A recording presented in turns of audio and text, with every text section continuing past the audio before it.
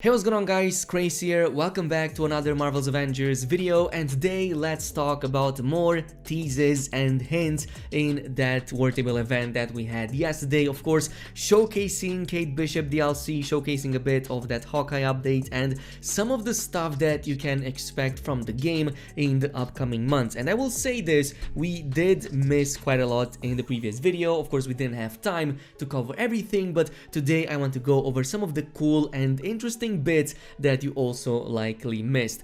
By the way, we're doing another giveaway for the month of November, so if you didn't get a chance to check it out yet, I'm doing it in partnership with Instant Gaming, so you can go ahead and take part in it by simply following the links in the description box down below, registering on their website, and if you're following me and Instant Gaming, you're going to get way more chances to win a game of your choice. But with that being said and done, let's get back to Marvel's Avengers and check out this brand new PS5 gameplay right here. Of course, fully recorded on my PlayStation 5. It finally arrived yesterday and I cannot believe how buttery smooth everything is, to the point that I actually needed a period of adjustment, as now things stopped feeling like they were in slow motion and everything was reacting in a proper kind of way. So that 60 FPS, really amazing. Of course, if you've been playing on the PC, especially on a really high-end one, you're likely not going to notice anything new or whatever, but for the console people, this is amazing, and I'm going to assume that it's likely similar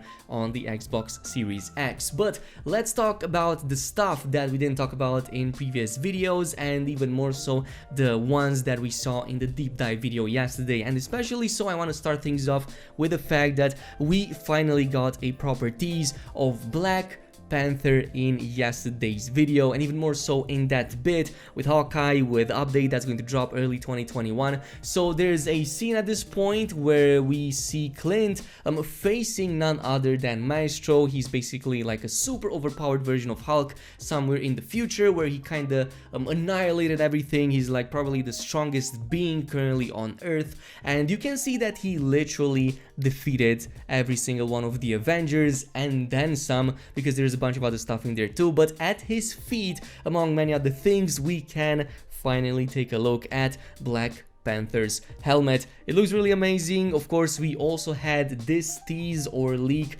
a while ago. Of course, that showcases a different kind of armor set, probably going to be one of the armor sets that you can unlock for the character and equip it, kind of like in a similar way to how it is to the other characters in the game. So probably with its season pass, with its challenge card over there, or maybe something that you can unlock through just gameplay. But yeah, there's many other trophies too, quote unquote. So we have the Thor hammer, we have Captain America's shield, we have Tony's helmet, Kamala's backpack right here on the far right, and then there's also the Hulkbuster helmet at some point. And seeing the fact that Black Panther is right here like in the center kind of makes me believe that we might get to see him being teased in a similar way to how it was with Hawkeye and his update in early 2021. And I would totally expect sometimes in December, or maybe in a not so distant other deep dive War Table video, to see him, Black Panther, being revealed in a similar way to how we're seeing now the future Imperfect series and Hawkeye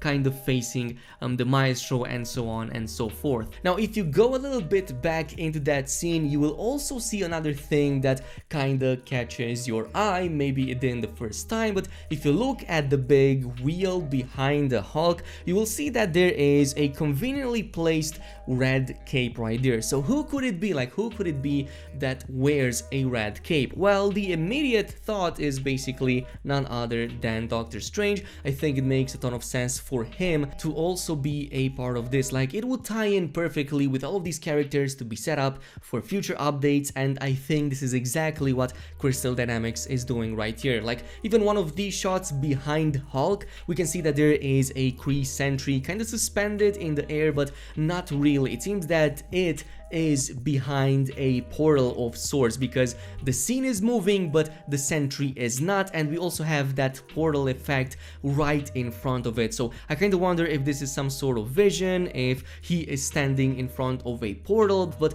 I also want to talk about another thing that is actually really important before jumping into the Kree invasion. Of course, at some point into the trailer we can hear that Kate Bishop is referencing that there are actually two Monicas. So one of them is is the version from the future. It seems that that might have been the reason for why present Monica might be pursuing this future time travel kind of technology. It might be that that future self might have communicated with her and kind of gave her the secrets to unlocking time travel, which would kind of make sense if you think about it. It would also set up all of these things up, but more important, it would kind of explain why she has this pursuit all of a sudden, even though she kind of hinted it at the end of the main campaign. Now, between that and everything that is happening, we also have a whole bunch of Kree sentries all over the place. Of course, one of them was the one right behind Maestro, but there's another one that is quite earlier into the game. So this scene right here showcases a couple of sentries, not just one. So one of them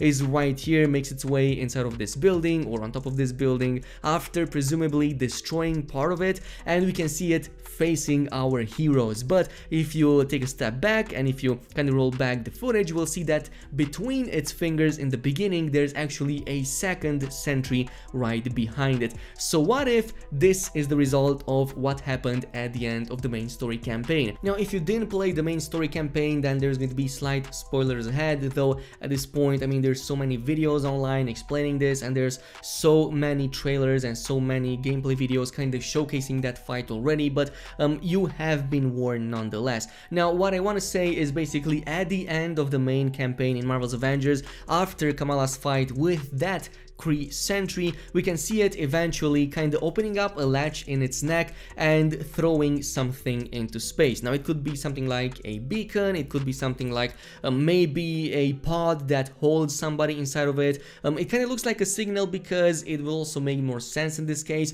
So what if that Kree sentry sent back a signal home and this resulted in a full-blown Kree invasion of Earth, which in turn brought in all of these sentinels on the planet that are now wreaking havoc all over the place. If that were true, then I would argue that this would also be a very compelling way to also introduce Captain Marvel later down the line, rather than just throwing in new characters without making any sense from a story point of view. And I would even argue that you might not care about Kate Bishop's DLC right now, you might not care about the character, but the story setup just goes in so perfectly with that. It starts small, it starts with these smaller characters that slowly but steadily kinda set everything up for the bigger ones, for the big hitters that you will want to come back into the game for. And this is exactly what Crystal Dynamics is doing right here. And eventually next year, where you might not have anything to do, maybe in the downtime, you will know that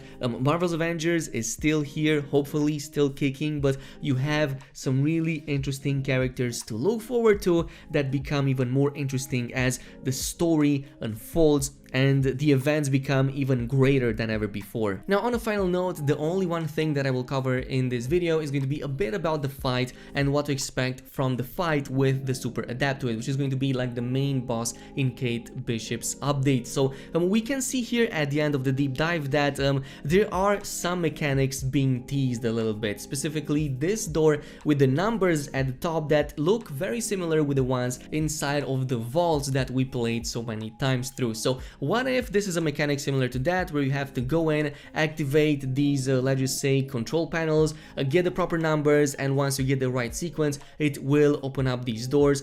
Probably the Super Adaptoid is kind of going inside a shield bubble. That is what I'm expecting from these, or maybe there's some other different kind of mechanic, but honestly, the fact that it stands in front of it might simply indicate that it created a shield bubble when it reached a possible lower HP, and you have to go in and kind of match this sequence with the numbers that you might find scattered around the entire arena, which, by the way, the entirety of it is new, but this one right here is a mechanic similar to the ones that already exist in the game. And yeah, this is pretty much it with the update. This is pretty much it with the secrets that we were able to see. Of course, there might be many more that I have missed, but in terms of their importance and upcoming characters, I think that it's safe to assume that these are the only ones. But let me know down below. In the meantime, if you enjoyed this video, don't forget to comment, like, and subscribe, and I'll see you guys in the next one.